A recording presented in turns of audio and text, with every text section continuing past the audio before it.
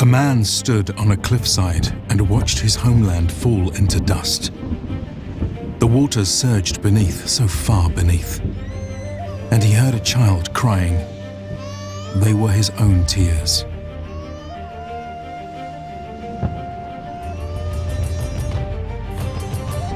I have seen the end, and I have heard it named. The night of sorrows, the true desolation, the ever storm.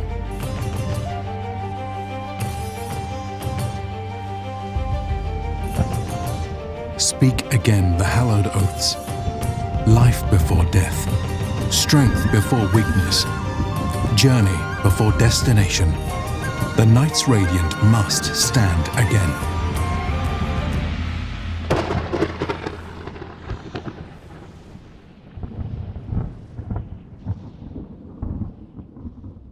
The cosmere is the shared universe for many works published by fantasy novel writer Brandon Sanderson. Its planetary systems play host to several series, with the Roshar system being the primary setting for the Stormlight Archive, which we quoted in the opening. This system features a central star, around which orbit 3 planets in the habitable zone, an asteroid belt, and 10 gas giants. Roshar, the planet after which the system is named, is the second from the Sun. From an astronomical perspective, it differs from Earth in a few notable ways.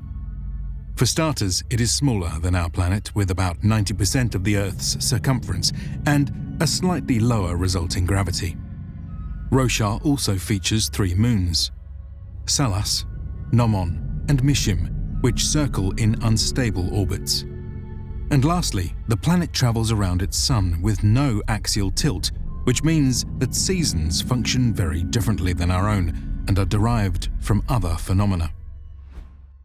As for Roshar itself, the planet is mostly covered by water, with a single supercontinent primarily occupying its southern hemisphere. The landmass features many high mountain ranges, flat plains, and everything in between, including some more exotic locations like the Shattered Plains, the Pure Lake, and the Horn-Eater Peaks. We shall examine these in greater detail shortly. For now, the most important high-level feature of Roshar to mention are the highstorms, massive, hurricane-sized weather events which routinely sweep across the world from east to west, shaping the face of the planet as they travel. Closer to the origin, these devastate the continent with powerful winds and rain, capable of ripping up trees, boulders, and homes with impunity. However, as the storm wall advances across the continent, it slowly begins to dissipate. The end result is an incredible gradation of the environment across the continent, with one side looking like a ravaged Mars and the other resembling a pristine Earth. It is these weather patterns which also drive the seasons on Roshar. For example, a few weeks of long rain with more pronounced cold may be referred to as winter, while a period of shorter storms and warmer weather may be called the summer. To many, their distribution often appears random, but storm wardens have grown quite accurate with their mathematical-derived predictions. In any event, what is quite obvious to all is the cyclical nature of a period known as the weeping, when the high storms generally abate and give way to 4 weeks of cloudy skies and constant rain.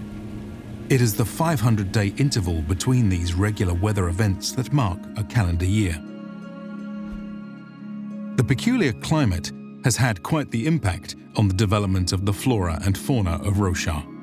In the west, one can expect to find more familiar creatures like chicken, hogs or horses, and plants like grass, strawberries or wheat. In the east, however, is where things start to become quite alien to our own frame of reference. Most of life out here has had to adapt to the extreme weather conditions and lack of loose soil. It should also be noted that these species are actually the dominant life forms across most of Roshar, with our own Earth-like brethren forming a small minority. Therefore, most flora often grows in protected areas and displays all kinds of adaptive traits meant to withstand the environment, such as a hardened exterior, a strong grip on the ground, and the ability to react to approaching danger. For instance, grass in the east withdraws into the earth when stimulated, leaves fold in on themselves when prodded, and a tree may even lay prone when strong winds kick in. For people accustomed to such a dynamic ecology in the east, the more passive nature of flora in the west can be unsettling. Here is an evocative passage from the books describing an Earth-like environment from the perspective of an outsider. The odd grass of the Shinlands waved in the wind, stubbornly refusing to withdraw even at the strongest of gusts. The plain around her was dotted with strange, straight-trunked trees with stiff skeletal branches full of leaves that didn't withdraw in the wind either. The entire landscape had an eerie feel to it. Nothing moved. It was as if an entire land was slow of wit. Like a man who was born without all his brains, one who didn't know when to protect himself, but instead just stared at the wall, drooling. Similar differences can be found when it comes to the fauna of Roshar. Most creatures in the east are crustaceans with a hardened outer shell for protection. Some of the smallest and most common are tiny multi-legged scavengers known as kremlings. Larger beasts also exist, such as the domesticated herbivore culls and the wild carnivorous chasm fiends. Yet more fascinating creatures exist on land, air, and sea, which we will not have time to cover. Alongside the flora and fauna of Roshar are another important set of entities known as Spren. These spirit-like beings appear in various forms and are often associated with natural phenomena or emotions. For instance, wind Spren might be seen zipping around as a ribbon of light chasing a high storm, while pain Spren might swarm like small orange hands or bits of sinew, reaching up from the ground amid the carnage of a battlefield. There are said to be thousands of different kinds of Spren which have been recorded and many more yet to be documented.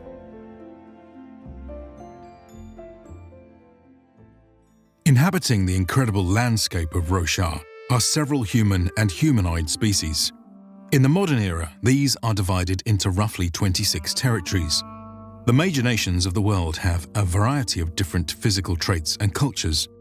However, none of these groups are monolithic. Language, religion, traditions, and history are shared across wide swathes of territory. In addition, there is much cross-pollination among the peoples of Roshar, with the world being in a constantly evolving state of change.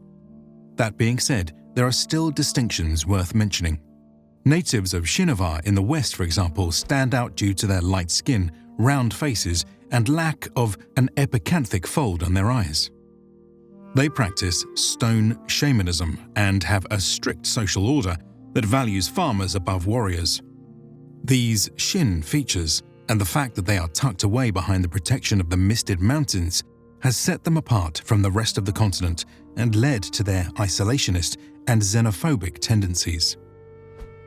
In sharp contrast to them are the far-travelling residents of Thaylenah's 3 islands in the southeast. A people of shorter stature, darker skin, and distinctively long eyebrows, they stand out wherever they go. And go places they do, as the famed Thaylen ships and merchants can be found across the known world. Their activities fuel the thriving trade and banking sectors of the Thaylen economy, which has led to the development of a quite mercantile society where an assembly of merchants and naval officers elect the ruling monarch. Another major nation to mention is the largely landlocked domain of Alethkar. Its territories are broken up into smaller regions ruled by high princes. These spar constantly with their neighbours, which only furthers the reputation of the Alethi as a warlike people.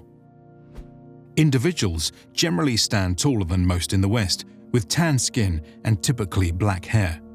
Another distinctive feature is their eye color. While not unique anatomically, the color of one's eyes forms the basis of a caste system, which is split into the upper category of light eyes and the lower category of dark eyes, each with their own sub-ranks. Further social divisions exist when it comes to things like gender roles, which would see men do the fighting and women the reading. This, in combination with the Vorin religion, has informed much of their culture. There are many more peoples of Roshar worth discussing, but only a few of whom we will have time to mention now. These include the clan-based Unkalaki, who shelter around life-giving steam vents atop the frigid Horneater peaks.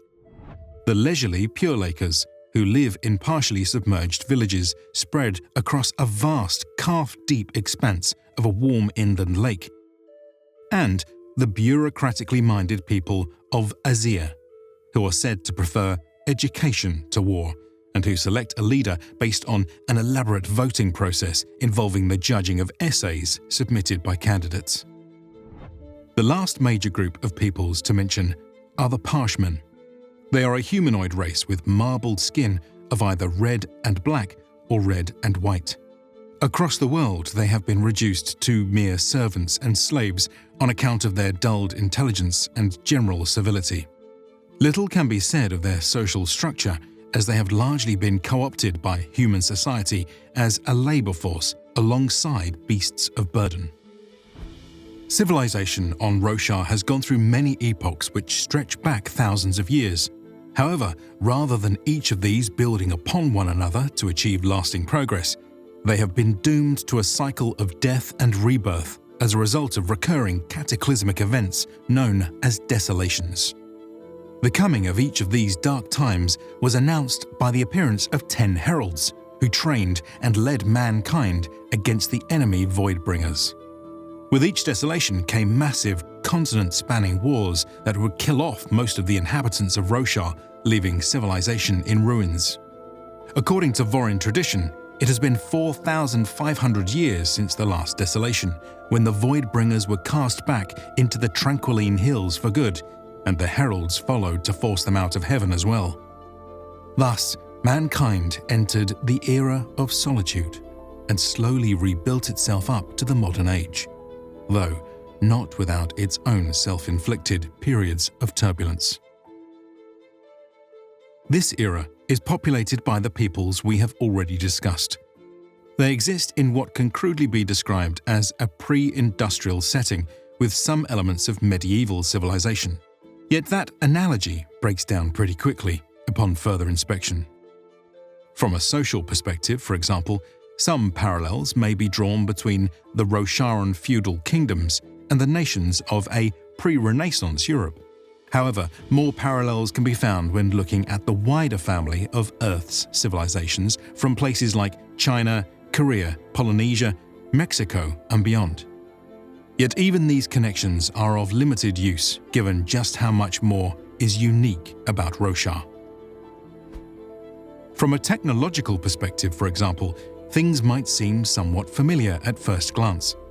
Much of the labor is done manually, with farmers tending the fields and craftsmen working their shops, while armies march around with sword, spear, bow and shield. Yet while things like steam or coal power are missing, energy can be harnessed from other sources.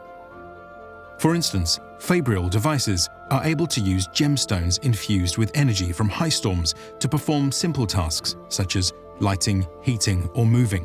This is an emerging field of development, with many new discoveries and applications being pioneered by researchers. One of the most rare and powerful of these are the soulcasters, which have the ability to transform matter. Such devices have incredible commercial and military applications. Yet all of this pales in comparison to the height of ancient technology from the past. Some remnants still exist today and are highly prized treasures. The most famous of these come in the form of defensive equipment in the case of shardplate, or offensive equipment in the case of shardblades. Shardplate is a piece of full-body armor capable of conforming to the shape of the wearer and endowing them with enhanced strength, dexterity, and speed. Plate makes the wearer extremely resilient to damage, though they are not immune to it. Suits are powered by gemstones, and extreme stress can crack the armor, causing energy to leak out and ultimately rendering the armor immobile if sufficiently depleted. However, when shardplate is reinfused with stormlight, it can begin to regenerate. The offensive counterpart to the shardplate is the shardblade. These are roughly 6-foot-long swords which can be summoned and dismissed at will by their owners, appearing and disappearing in a cloud of mist within 10 heartbeats. Strikes from these weapons are capable of cutting through non-living material as if they were water. When living material is struck, slightly more resistance is encountered, though very little. As a blade moves through these biological objects, they are not physically damaged, but their life force is cut. Striking an appendage, such as an arm for instance, will leave it grey and lifeless, while striking a spine or head will kill the recipient, their eyes burning out in a trail of black smoke. Shardplate is one of the few materials capable of withstanding a blow from a shard blade. As one can imagine, the existence of these incredible pieces of technology must be hugely influential. Indeed, they feature heavily in the theology, culture, politics, and warfare of Roshar. In the modern era, less than 100 shardblades are known to have been recovered. Alethkar and Jarkaved have the most, with about 20 each. Others have to make do with just a handful. For example, the Azish Empire is known to loan out their stock to member states, while the Thaylenah reserve their 5 for the High Guard. In other nations with only a single blade, such as Herdaz, it is often the case that the monarchy will tightly control the weapons, often deriving their power and legitimacy from its possession. The smaller, less powerful nations might even have none, forcing them to see their protection by other means. However, a true accounting of these weapons is near impossible, given the fact that many are lost or hidden. One can often trace the great geopolitical events of history by seeing where these ancient pieces of technology are concentrated. For instance, in the present day, many shard blades and plates are located in the Alethi war camps on the Shattered Plains. It is here that the numerous High Princes have banded together to fulfill the Vengeance Pact's goal of delivering justice upon those who were involved in the assassination of their king. The ongoing machinations which led to this event and the resulting fallout will have huge consequences for the world of Roshar. Already, the gears of the cosmere are turning. We hope you've enjoyed this introductory primer to the Stormlight Archive. It's a series that has completely captured the imagination of our team, and I can't recommend it enough. Be sure to pick up a copy of the novels yourself using the link below, and stay tuned for more episodes on the cosmere. And remember, life before death, strength before weakness, journey before destination. A huge thanks is owed to our supporters on Patreon and the many talented researchers, writers, and artists who made this video possible. Thanks for watching.